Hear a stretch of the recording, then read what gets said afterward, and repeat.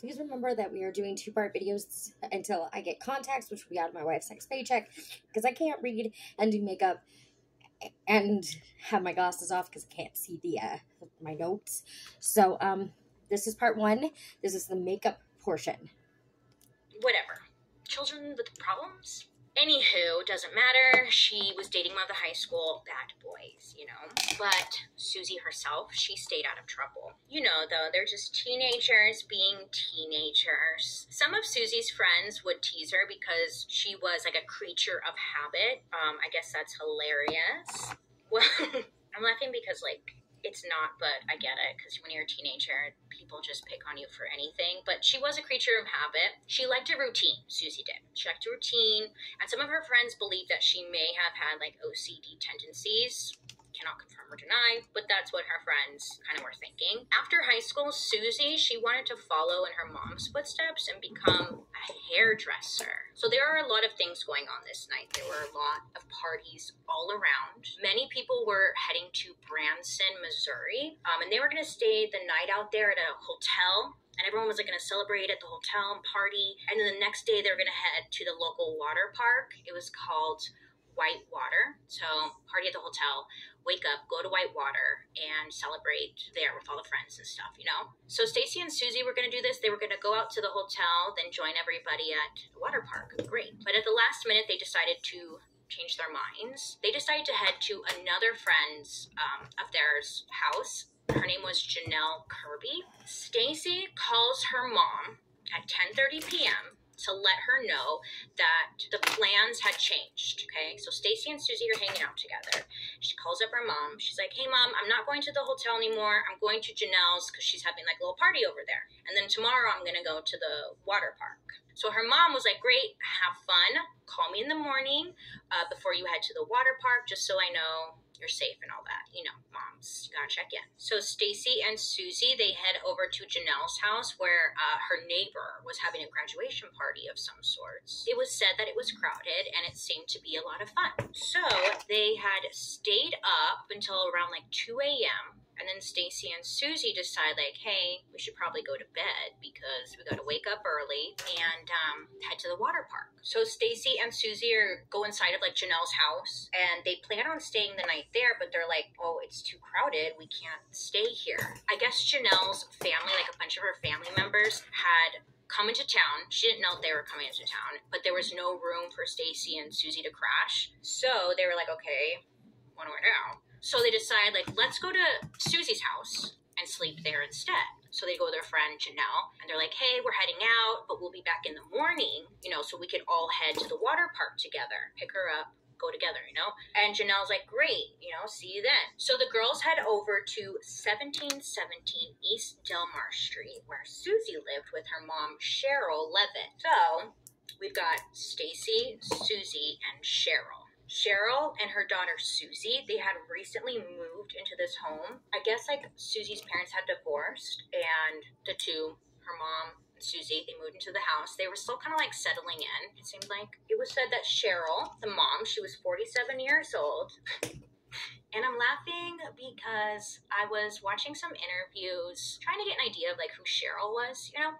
And you know, most of the time in a story like today's, people are like, oh, so-and-so lit up a room when she walked inside and her smile would turn anyone's day around. Like, they were just amazing as a person. Well, it's awkward. It's awkward because Cheryl's sister in a later interview would describe her as, quote, a pretty fierce lady that didn't do a lot of half measures in her life. So yeah, I really sat with that for a while. I was like, what does that mean? Half measures in her life? Huh?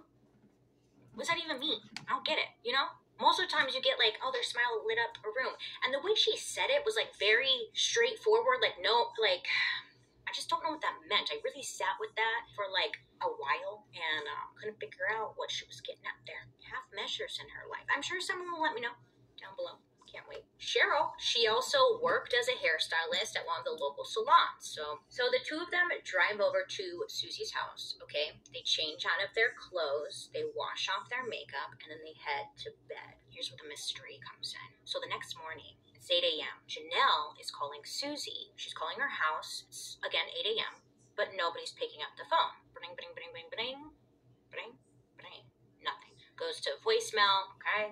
Susie and Stacy were supposed to head over to Janelle's that morning to go to the water park, and everyone is kind of like waiting for them so they can all head out. So Janelle ends up calling again. Bing, bing, bing, again, no answer. So Janelle's thinking like, okay, I bet they slept in, right? I mean, they had a late night last night, and they probably just had their phone ringing. Makes sense. So Janelle and her boyfriend, they decide to drive over to Susie's house, and it's around 9 a.m. when they arrive, when they get there. So when Janelle and her boyfriend pull up to Susie's house, they see that all three of their cars are out front in the driveway. So again, they must be home. All their cars are there. Looks like everybody's home. Great. This is a random side note, but remember, I don't know if you know, but it's 1992, okay?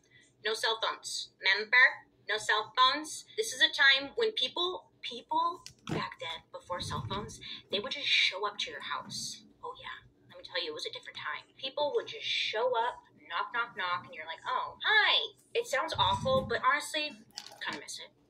Anyways, so no cell phones. Great. So they go to the house. They see all the cars. Okay. So Janelle and her boyfriend, Mike, they walk up to the front door, and the first thing that they notice is that the front porch light, it was broken.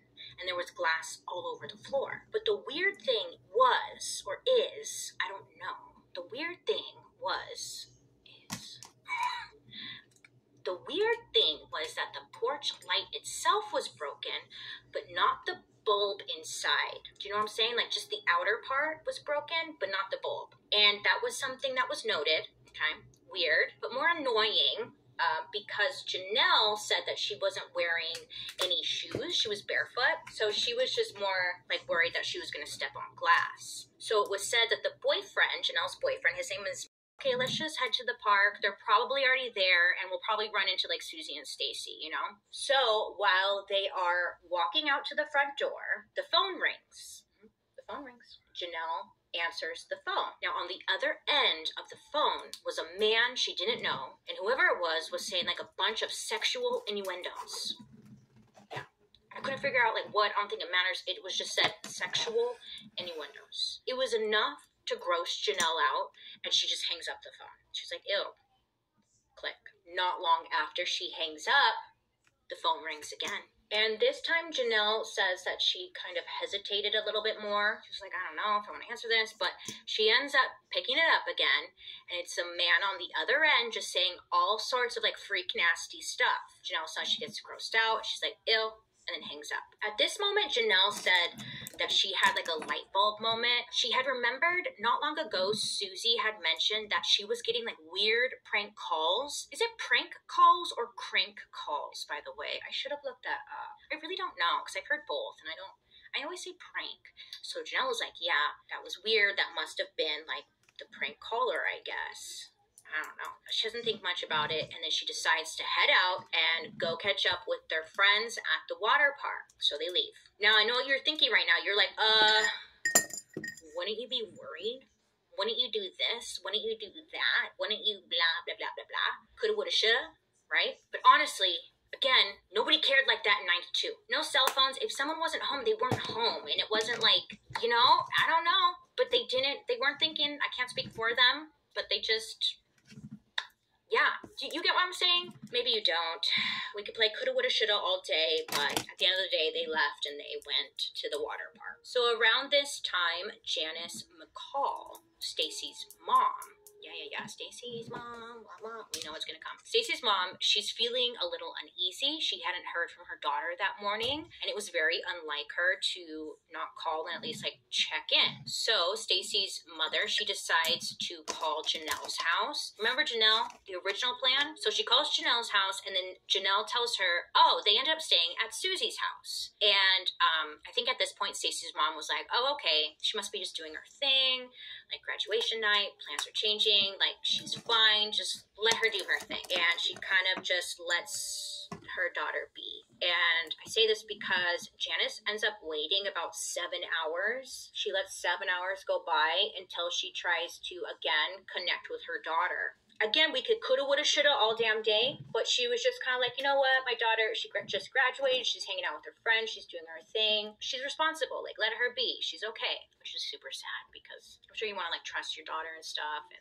now's not the time to be trusting them. Anyway, so 7 hours go by. So then, Stacy's mother, she decides to call Cheryl's house, see if her daughter's there, because again, 7 hours go by, she hasn't heard from her daughter at all, and ring, ring, ring, no answer. So Janice figures that something must be wrong with the house phone because, like, it's ringing and nobody's answering. So, like, something must be wrong with the phone. So she decides just to go by Cheryl's house and see if they're there. So when Janice gets to the home, she finds that the front door is unlocked and she goes inside and the house is empty. Now, at this very same time, Janelle and her boyfriend show back up.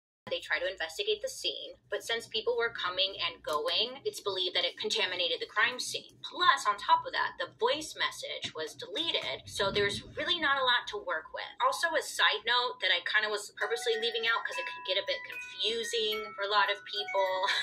So while Stacy's mom is waiting for the police and stuff to show up, she starts cleaning the house a little bit, okay? And I guess, like, some neighbors kind of hang out too. It wasn't clear if it was neighbors or if it was, like, Janelle and her boyfriend, but they start cleaning up the house. They're like, oh, since I'm here, like, let me just pick up and make things look nice, not realizing that this is a crime scene and you shouldn't be cleaning it up, you know? So they're cleaning up the house. They're like, since I'm here, let me just be polite and do the dishes for her and vacuum. So they literally clean the house and they're waiting, and yeah, so that all bad. Stacy's mom literally did everything you should not do. Great. That part was a little confusing to me because I wasn't sure if it was like the neighbors, because I know people were kind of coming and going. Everyone seemed to be really close, which sounds nice, but not when it's a crime scene. Ugh, could you imagine? Whoopsie. I'm in love with Stacy. Bailey, stop with that song. It's not appropriate right now. Okay, so police come out and they're looking around, and kind of like what everybody else was saying, there's like not much for police to be working with. They did note that the porch light was indeed broken, right? But other than that, there was no sign of a struggle. The house looked very normal and very clean because it was cleaned. Susie's bed, it looked like it had been slept in. The girls' clothes, they were folded and they were like on the dresser next to their jewelry. And it was said that in the room, there were makeup wipes around, suggesting that at some point they must have came home, they got unready, and then they went to bed. They think they at least at some point were there, okay? Also, upon further investigation, everybody's stuff was still there. They found $900 in Cheryl's purse, her car keys, and again, there was jewelry. So it was clear to the police that it wasn't a robbery. Yeah, because those are prime things to be stolen, especially the $900. And then one thing that was noted, many found odd, was that Cheryl, her pack of smokes and her lighter were still in her bag in the house. Now, this may not seem that important to many of us out here in YouTube world. Great. But Cheryl was a big time smoker, and it was said that there was no way in heck that she would leave the house without her smokes. Yeah, she could have gotten another pack or something, but she wouldn't waste a pack like that. It would go with her. You know what I'm saying? So they're like, that's something. So police, they tried their best to try and like recover the deleted voice message, but it was a dead end. They couldn't do anything about it. It was just gone. And again, there was nothing in the house that gave any clues as to what happened that night. No furniture out of place. There was no signs of a struggle. There's no DNA, no blood spatter.